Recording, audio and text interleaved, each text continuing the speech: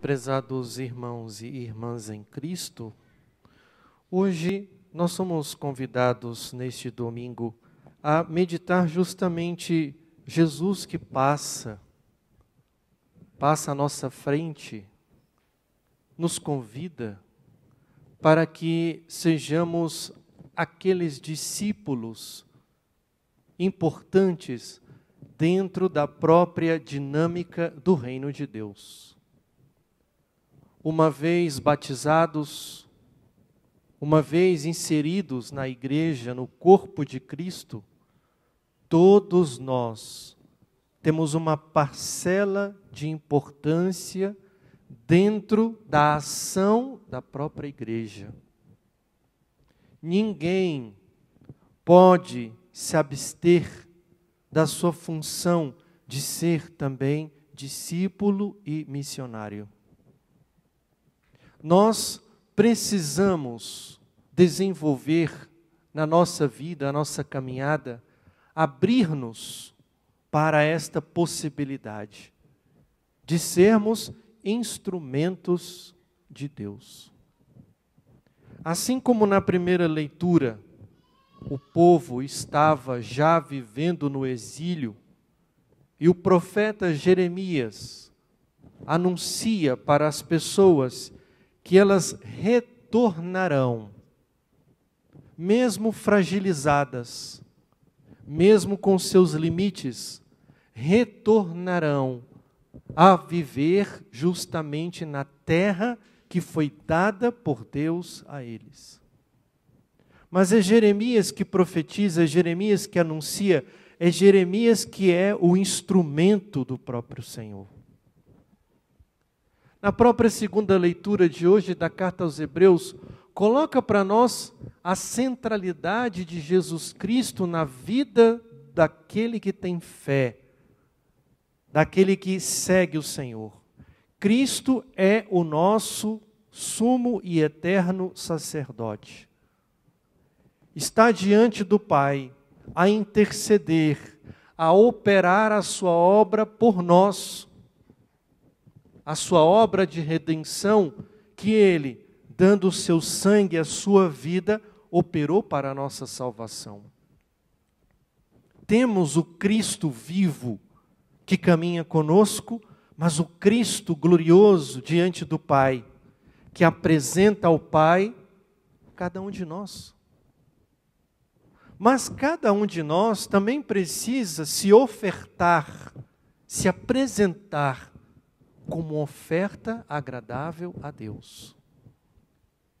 As nossas ofertas são tudo aquilo que nós fazemos, nossas palavras, nossos gestos, a forma como vivemos, a forma como expressamos a nossa fé e, principalmente, a forma como nós nos relacionamos por meio da caridade junto aos outros. Hoje no Evangelho nós temos este Bartimeu, filho de Timeu, como o texto diz, cego e mendigo.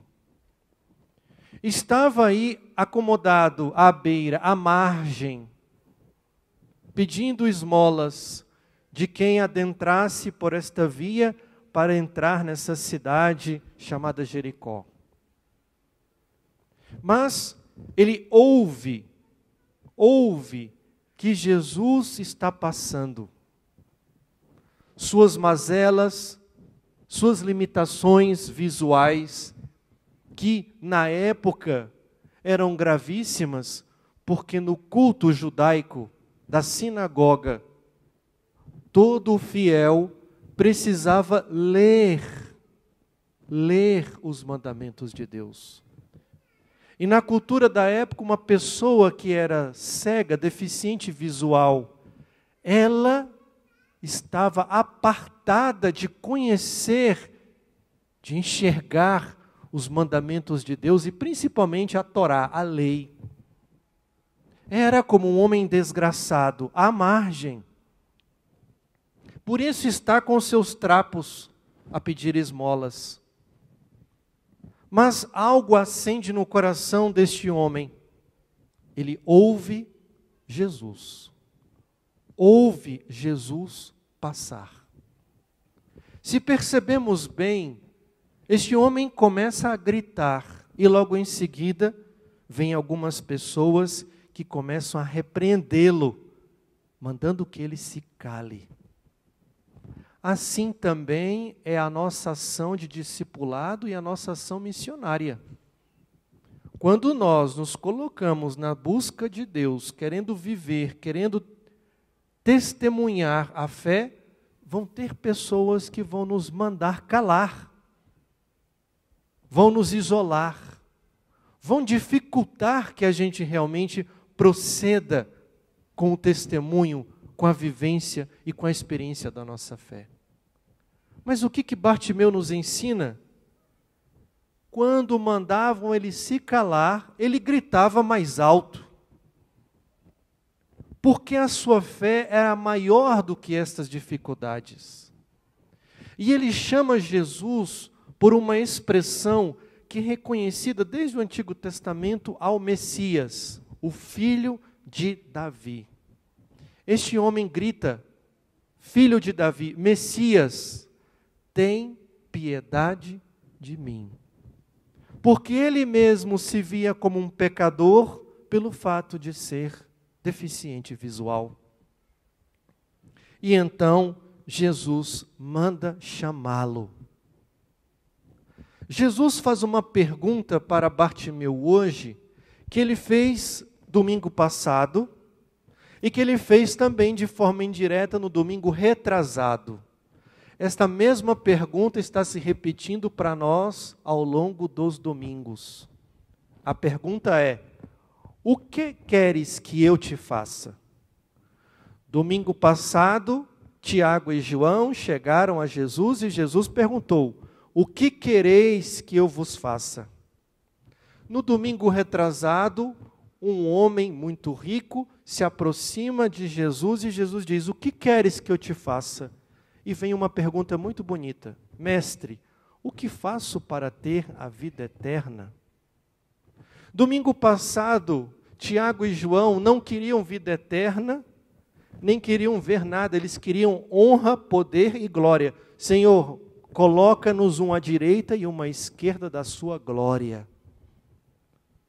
E hoje, este homem diz: Mestre, que eu veja. Mas aqui não é simplesmente um ver físico, é um ver maior. É o ver o Senhor, é ver o mundo a partir do Senhor.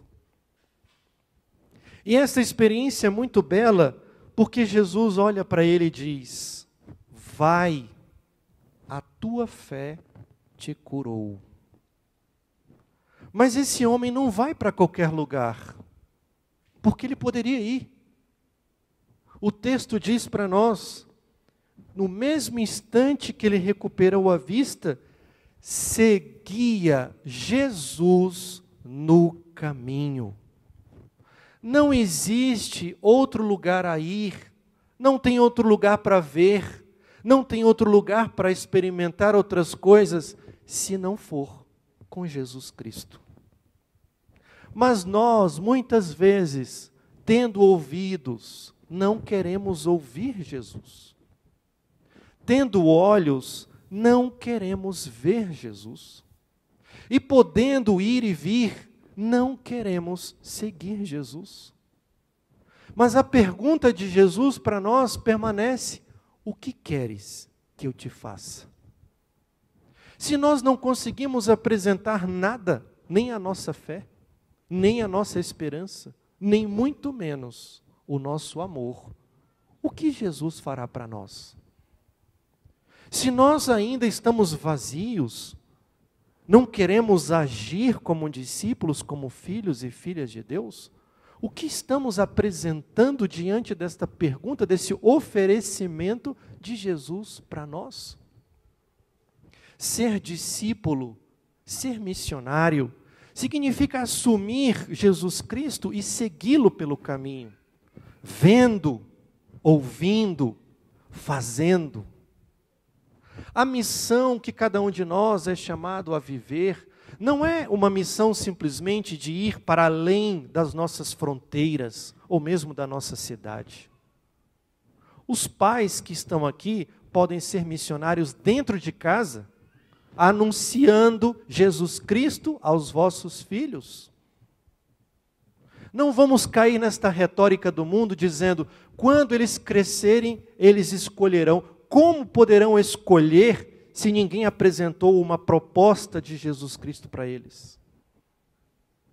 E os jovens que estão aqui, quem vai evangelizar e anunciar os outros jovens, seus amigos, nas escolas, nas faculdades? Se não for vocês.